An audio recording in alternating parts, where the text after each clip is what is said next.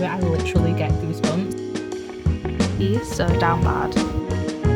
Am I a dark romance girly now? Oh no!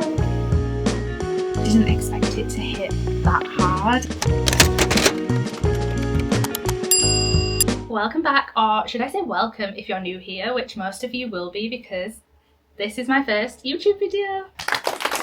In 2026, I thought I'd do this thing where I pick up my camera and make videos about books and reading, such as reading vlogs, readathons, bookish days out. So if any of that sounds like a little bit of you, I would love for you to subscribe and stick around. I am so excited to be here. I have wanted to be a YouTube girly for the longest time, and we are starting strong with a reading vlog. Now, I love reading vlogs. They are probably my favourite type of content to consume on here. I don't know what it is, but there is something so special about watching a reader experience a book for the first time. It's like I get to watch their story of them reading a story. I don't know what it is, but I eat it up every single time. So grab yourself a drink, let's get cozy, and let's get into today's video. I'm currently making brownies, I'm listening to my audiobook, and I thought, why not just start a reading vlog? I'm currently listening to God of Ruin by Rena Kent. It is the fourth book in the Legacy of God series, and I actually started reading the Legacy of God series probably about a year ago now. Started with the first one, which obviously is God of Malice and Killian. Yeah, I was like, am I a dark romance girly now? I do have a meeting that I actually need to go to in like half an hour, so we're gonna get the brownies done, we're gonna listen to God of Ruin.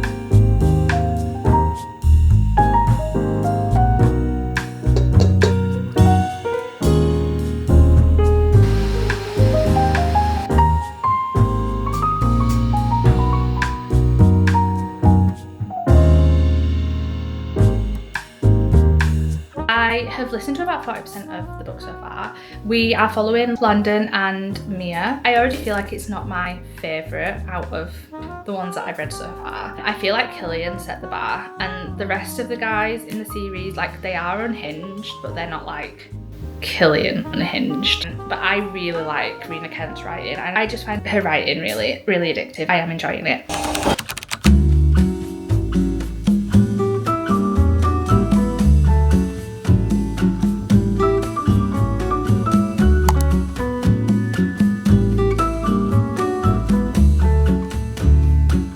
Halfway through God of Ruin, and it is all starting to kick off. I think because we are 4 books into the series now, like we know the connections between some of the other characters, so it's all starting to get a little bit messy. Like, I'm having to remind myself that person is that person's cousin, and that person is now with that person, but that person is that person. But it's addictive, it's fast-paced, it's classic Rena Kent, and like I said earlier, I don't think it's going to be one of my favourites. I'm just not getting the same feels that I did with like God of Malice. But I am really enjoying it, and it is a really easy read. The more that I read dark romance, the more I'm like, I'm a dark romance girly. And I remember reading my first dark romance last year and being like, what is this? Like, I never want to read anything like that ever again.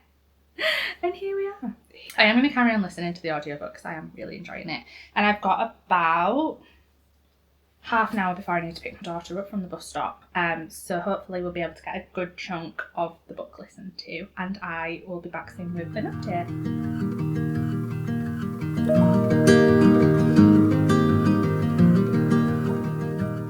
I've just picked my daughter up from the bus stop, and she does get the bus in the morning and the afternoon. So she spends about an hour on the bus, and she started reading on the bus, which literally like warms my heart. So every time she gets off the bus and I pick her up from the bus stop, she always updates me on what's going on, which is just literally the cutest thing. She's reading the majorly awkward BFF dramas of Lottie Brooks, and the drama in these books. You've got parents divorcing, you've got betrayal, you've got picking like your boyfriend over your friends, like so much drama, and she absolutely loves it. We have like a cute bonding moment every time I pick her up from the bus stop. I am just about to make tea, and I'm still listening to God of Ruin, and I said like Landon was not going to be happy, and it is kicking off. It is kicking off, so I'm going to make tea, carry on listening to God of Ruin. Also, I was just about to cut the brownie up and I realised that I hadn't even shown you what the brownie looks like. Literally tasted the tiniest bit. It is so good.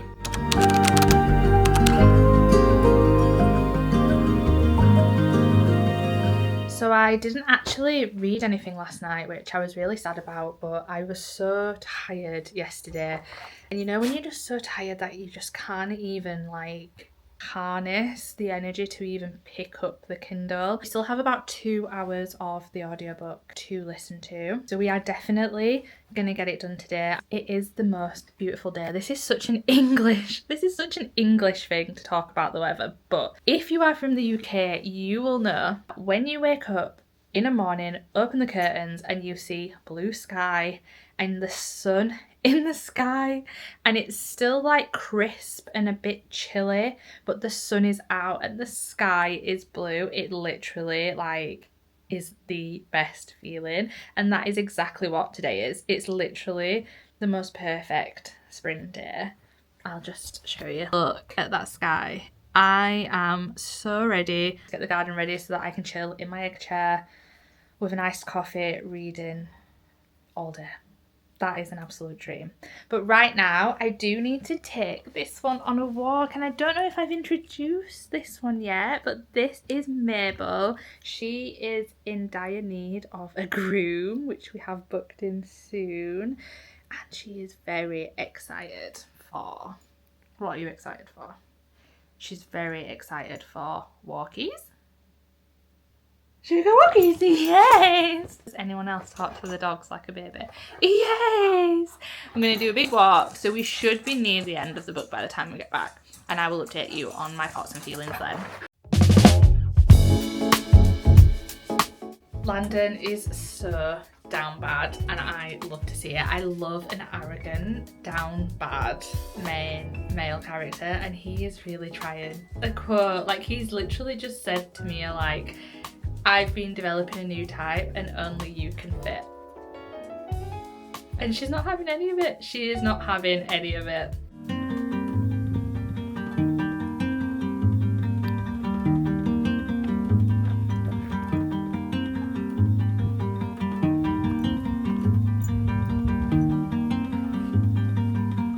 Update. Landon is actually learning feelings for this girl. Like, he is so down bad. And I'm loving it.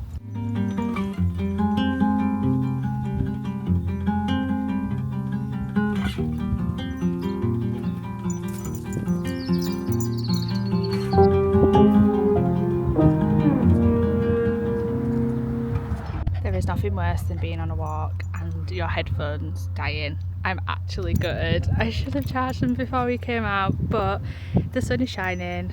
It's a beautiful day, and I'm just going to take in the beautiful views instead.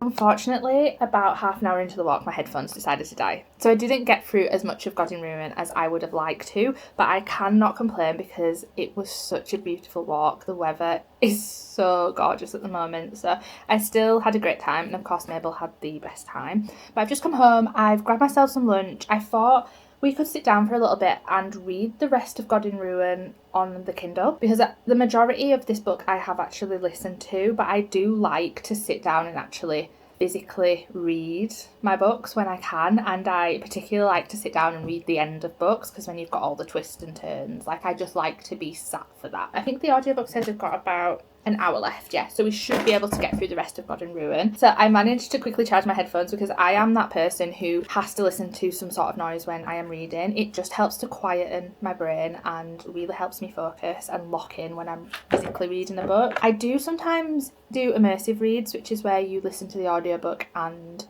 read the book at the same time, but I tend to do that when like I am really mentally fatigued and I do not have the energy to read words on a page, but I really want to read. Then I will normally stick an audiobook on and just follow along and let the audiobook do a lot of the heavy lifting.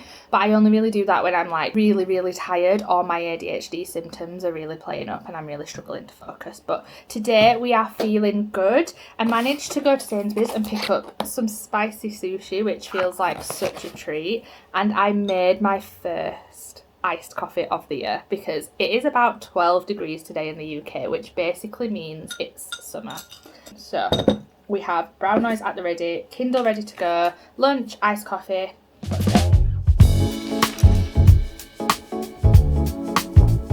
So that is so spicy. It's so good though. Yeah.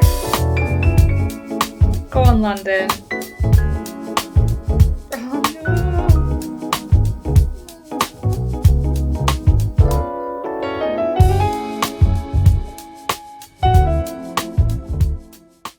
I have just finished God of Ruin, and initial thoughts and feelings.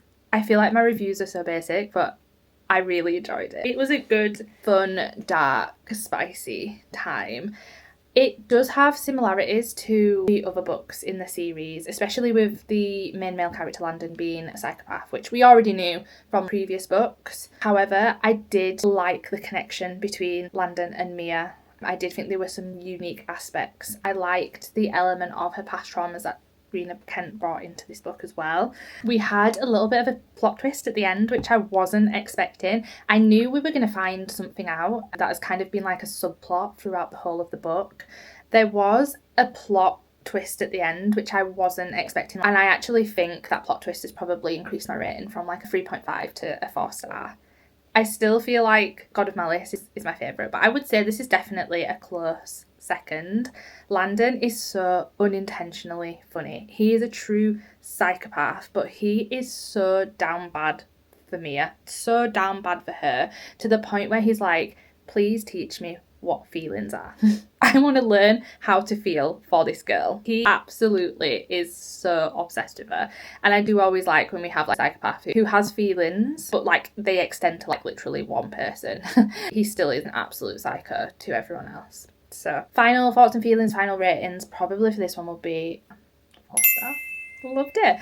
I don't know what to read next. I really want to get to the 5th book in the Legacy of God series because that is Nikolai's story, and I have heard from many people's reviews that that one is the best within the series, but I like to also space my dark romance out. I am intrigued, but I don't know if I'm gonna pick it up straight away. I feel like I want a really fluffy, summery romance. The sun is out and I'm like, let's get the summer romances out. So it's currently 3:30, so I am not going to get any time to really start a book now. I'm going to have a look through Goodreads, I'm going to have a look at my physical TBR and also at my TBR for March as well. And of course I will keep you updated when I finally make a decision on what I'm going to read next. So it has been a couple of days since I finished God of Ruin and I still haven't decided on a book to read for this reading vlog. I've also woken up with a really croaky sore throat, so I really apologise for the audio, but I need to choose a book to read. We are going to have a look on the shelves because I am trying to prioritise my physical TBR this year and stop buying so many books. So we're going to have a look on the shelves. I'm going to see if there's any light, fluffy, fun romances that I can pick up that I also have the audiobook too. And I do have a couple of options on my Kindle as well, so we'll go through that. So first of all, please ignore the absolute state that is my current bookshelves at the moment. It is in dire need of a complete reorganisation. I just haven't had the time to do it. But I do have a couple of like contemporary romances on this shelf that I actually haven't read yet. Also, how cute. My son got me this for Valentine's Day. He is literally the cutest thing ever. So we have a couple of Ali Hazelwood books, which I haven't read. I've only read Ali Hazelwood's paranormal romances, so that is Bride and Mate, which I did really enjoy. So I am really interested in reading a few of her STEM romances because I've heard people like raving about them. We also have Better Than the Movies by Lynn Painter, which again I've heard really good reviews about. And then there is Atmosphere. Now I was actually going to pick this up in January, but the cover was giving like summer vibes.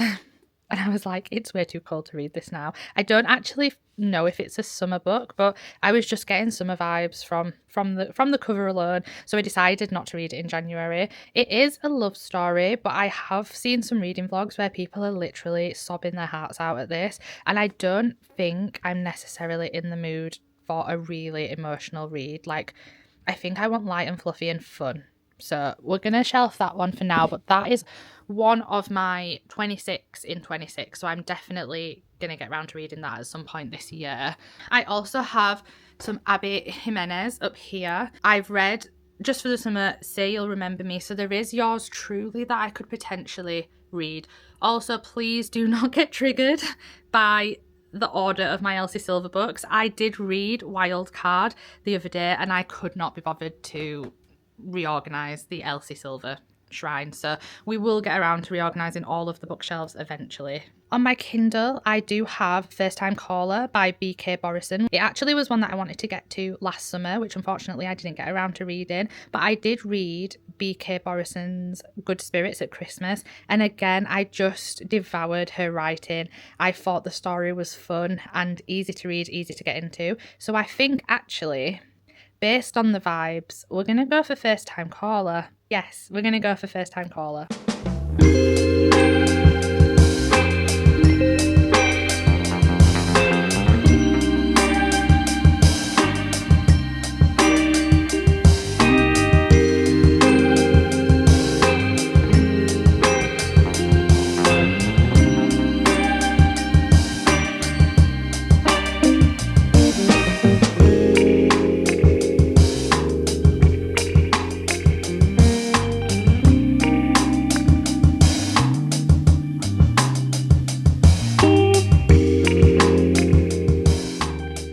Chapter 6, which is page 72, and I knew from the first couple of pages that I was going to absolutely eat this up. It is just what I needed, just a fun, fluffy time. We are about 16% of the way through the book and I'm already like hooked. I read The Good Spirits last year, so I knew I really liked B.K. Borison's writing style. I literally finished that whole book in like a day. And what I love about a romance is how easy it is to just get stuck in and get hooked from the very beginning. Because I read a lot of fantasy and romantasy, I find that those books can take a little bit of time to really get into because you've got this huge world, this new magic system, you've got the politics as well as the characters. Whereas what I absolutely love about a romance is that we just get straight to the drama. Like we meet the characters and we are just straight into the plot. So this book is following Aidan, who is a radio host, and he hosts like a romantic late night hotline radio channel, and he's been doing that for like 6 years. We kind of get the sense that he has given up on love just from some of the things that he says from his POV. Also, he is so emotionally in touch with his emotions, which we love to see. I feel like you're going to see like two different sides of me in this reading vlog. You're going to see like the dark romance girly who's like, ooh, emotionally unavailable, yes please sign me up, and then you're also going to see this other side of me that's like, oh, he's so emotionally intelligent, he's so open with his feelings, he's a little golden retriever, like we love to see it. But you know, we like a little bit of both around here. But it does sound like some of the stuff that he is currently going through or that he has been through in the past has impacted him and he's kind of given up on love. We also meet our main female character who's called Lucy. Now she is a single mum who had her baby when she was about 21 years old and now is parenting a preteen, which I can relate to so bad. I currently have a fully fledged teenager and a preteen, so I completely relate to this character. She hasn't been in a relationship for 12 years. Like her daughter Mia, her dad was her last relationship. Now he has moved on, he is happily married to his husband, and she still hasn't been in a relationship since. She's kind of like emotionally not available, just kind of winging parenting every single day and just hasn't prioritised finding love for herself. This happens quite early in the book, so it's not a spoiler. But Lucy ends up walking in on her daughter Mia on the phone to a man at like 10 o'clock at night. So she absolutely loses her shit, which honestly I was like, I would have completely the same reaction. She grabs the phone off Mia and she starts berating this man over the phone, which obviously is just like what you would do in that situation. On the other end of the phone is Aidan, because Mia has actually rung the romantic hotline because she wants some advice or she wants to know how to help her mum find love again. So once Lucy calms down and they actually explain the situation, she actually ends up staying on the call to the radio channel, and that episode ends up going viral. And that is where we're currently up to. I'm guessing, these are not spoilers, these are just my theories. I'm guessing that the radio station is going to want Lucy to come back onto the channel because they've had such success with that episode, or maybe do like a segment where they help her find love, and in that process she is going to fall in love with Aidan. Now I know some people say like some of these like romances are so like predictable, and I get it, but we kind of pick up a romance knowing that the two main characters are 99% of the time going to be together by the end of it. So we know that that is what is going to happen. What I love about like these fluffy romances is actually watching the trials and tribulations of how they get to that end point. And I'm guessing with some of the difficulties that Aidan has touched upon of like things that have happened in his past and how he's kind of given up on love, we've got kind of that going on for him. And then for Lucy, we've got she doesn't know how to date. She hasn't dated anyone in like 12 years. Like, she has just been hyper focused on being a mum and being a single mum at that. And I love when I find a book where I really truly understand or can relate to the main character and their struggles. I do know, like from my own personal experience of being a mum, like how easy it is to lose your own identity. And in your 20s, you're supposed to spend that time finding yourself, knowing what you like, what you don't like, meeting new people, trying new hobbies. And when you become a mum quite early on in your 20s, like you kind of miss out on that and you just go into full on mum mode, and you forget, like it's so easy to just forget that you are a mum, but you are also a person, a human being with likes and interests. That is the vibe that I'm getting from what I've read so far, and as you can tell, like I am so invested and I am loving this so much. So I'm going to get a little bit more reading done and I'll be back to update you soon. I've just switched to the audiobook because I literally cannot put this book down. I am so hooked, but it is a Saturday and I've got so much housework that I need to get done. So I thought that I could listen to it whilst I'm doing a few bits around the house. Literally like 3 out of 4 of us in this house are neurodivergent. So you can only imagine the absolute state that my house is by the end of the week. So we are going to tackle that whilst listening to a little bit more of First Time Caller.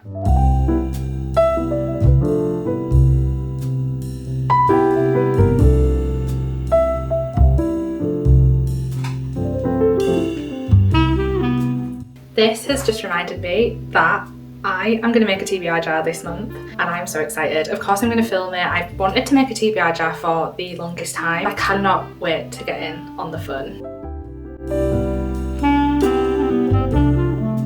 Reading update. So I am about 56% of the way through First Time Caller, and it did progress in the way that I predicted it was going to, in a sense that Lucy was invited back onto the show so that the radio show could really maximise off the virality of the episode. But the more that I learn about the characters, the more that I think I got it slightly wrong in the beginning. Aidan is definitely in touch with his emotions, but he is not emotionally available. Like, I thought he was going to be the one that was emotionally available, but he is like fighting so hard not to feel right now. And I first thought Lucy was going to have a really hard time about opening up to the possibility of dating and finding like true love, but she has actually like dove headfirst into like this experiment and has like thrown herself back out there to the dating world. And we are currently at a point in the book where they are both realizing they have really strong feelings for each other, but like I said, they're both kind of trying to fight it at the moment. I'm going to try and listen to a good chunk of it on this walk, but I'm trying really hard not to listen to my current obsession on Spotify, which is the Bridgerton season 4 soundtrack. Like, it just itches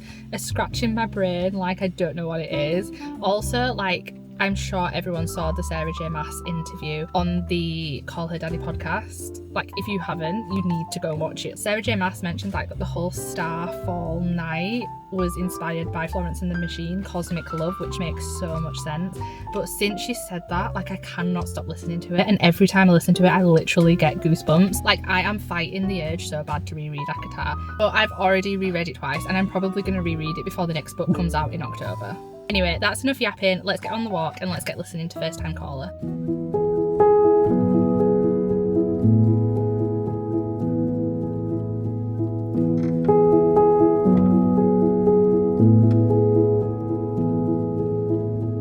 Guys, I'm 95% of the way through First Time Caller, so I thought that we could sit down to read the last 5% together. I am still obsessed with this story. I did have a little bit of a moment at around 90% where Aidan, our main male character, did something that I just didn't like. I just thought it was a little bit immature, and I was like, oh no, please do not get the ick. Do not get the ick. Like, we have got to 90% of the way through the book. Like, let's not get the ick with the main male character. But he has managed to turn it around quite fast. I'm still loving the chemistry between them, so I'm excited to read the last 5% to see kind of how the conflict was resolved. So let's get into it.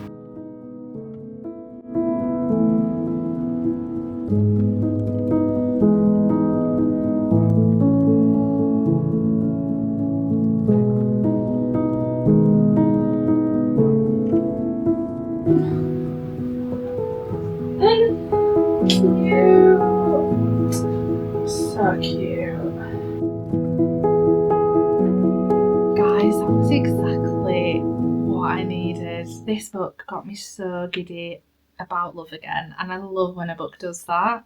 It was fun. The chemistry between the two characters was great. I really liked it. This was exactly what I was looking for in a fluffy, fun romance. I think it actually gave me more than what I was expecting. I didn't expect to kind of relate to the main character so much in terms of like the topics that we explored around like motherhood and losing your identity and not really knowing who you are anymore. Didn't expect it to hit that hard, and I love that. I love when you go into just like a fluffy romance, kind of just wanting a good time, just being there for the vibes, and actually like it really hit me deep. There were some points in this book I was like, am I gonna cry? Why am I crying?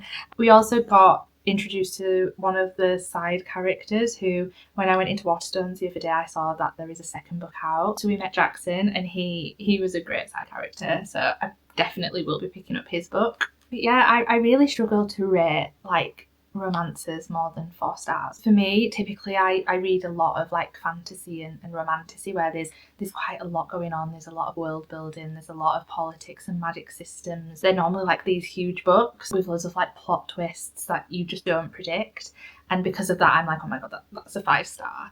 Whereas like with romance, I'm like, can a romance be a 5 star? Like I don't think I've given a 5 star rating to a romance since I read Funny Story by Emily Henry, which was 100% like 6 star. I think about that book all the time. I just love finding romances that just hit so hard. So I think I'm gonna have to do it. I'm gonna give it 5 stars. I'm gonna give it 5 stars. Like when a romance like nearly pushes me to the edge of like actual tears, like it's got to be a 5 star. Wow, I didn't expect that. Did not expect that at all. And I love when that happens. It makes me really want to pick up the second book in this like world to just learn a little bit more about Jackson's story, because the bits that we've seen of him, like he is a character, like he had me laughing out loud. I think I'm going to end the reading vlog there. I've only managed to include 2 reads in this vlog, and ideally I think in future vlogs I'm going to try and include at least like 3 books. However, with it being my first reading vlog, I just feel like I've yapped and yapped so much that it's probably going to be like an hour long at this point. So we're going to park it there for this one. I hope you guys have enjoyed it. I have enjoyed filming this reading vlog so much. If you have enjoyed it, I would love for you to like and subscribe. Also, please leave a comment to introduce yourself, because I am always on the lookout for new booktubers to follow, and I am so excited to finally be a part of the booktube community. So please comment, like and subscribe, and I will see you in the next one.